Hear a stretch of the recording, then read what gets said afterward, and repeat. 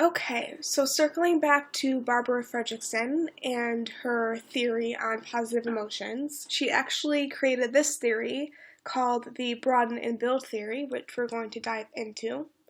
Her theory states that positive emotions broaden our minds, which means that they help us to think outside the box, provide a different perspective on things, and boost our lateral thinking and our creativity. Feeling positive emotion also physically broadens our vision, and our peripheral vision is opened up when we are feeling good and positive things.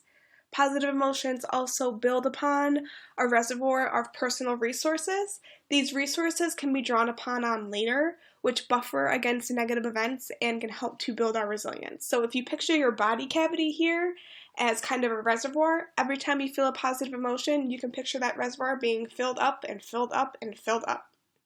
And these personal resources cover a variety of things, such as physically, positive emotion helps with heart health, coordination. Socially, it helps to maintain and improve our relationships and our connection with others. Intellectually, again, with that broadening of our mind, we can problem solve, learn new things, and think creatively. Psychologically, improves our resilience, improves our optimism, improves our sense of identity, and mentally, we are able to be more present and in the moment. Positive emotion also undoes the effects of negativity and helps us return to a normal physiological state.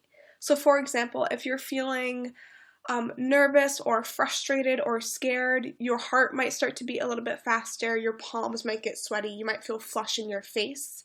Feeling a positive emotion soon after you feel that negative emotion helps to undo all of that physical stuff and bring us back to homeostasis or baseline very quickly, which is also good for our physical health. So drawing this out more, building upon this idea of resilience, because according to Barbara Fredrickson, positive emotion helps to increase our resilience. So by definition, resilience means that you have the ability to bounce back from negative events or adversity, and you are also flexible and adaptable enough to kind of change and respond to situational demands and to changing circumstances in your life, maybe like COVID-19. So that's the definition of resilience.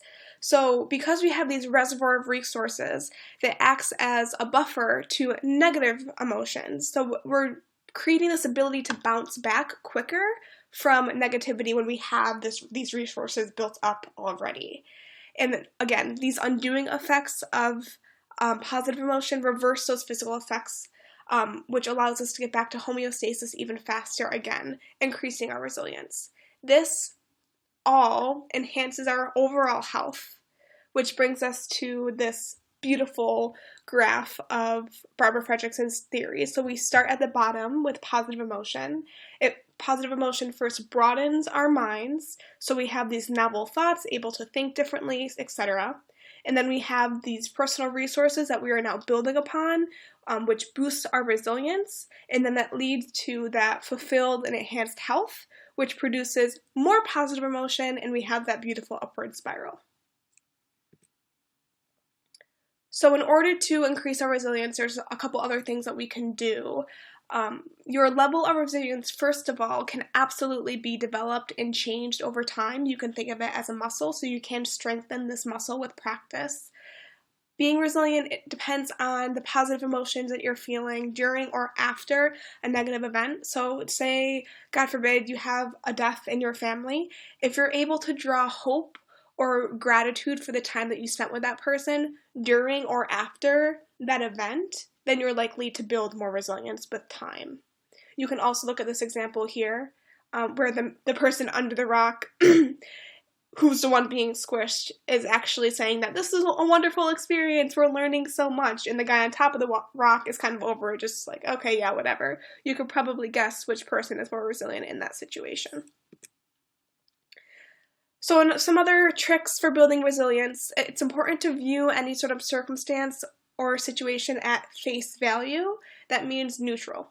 So we inject positive or negative emotion into any given circumstance based off of our appraisal, right? So try, of course, this is easier said than done, but you're likely to build resilience if you view a situation just kind of as is, at face value, and don't always inject that negativity into an otherwise neutral situation. And if you have those negative lenses on all of the time, then you're more likely to see the world as a threat, which means that you're coming from a place of defensiveness instead of openness, and you, again, are just stuck in those negative emotions and those narrowing thought action repertoires.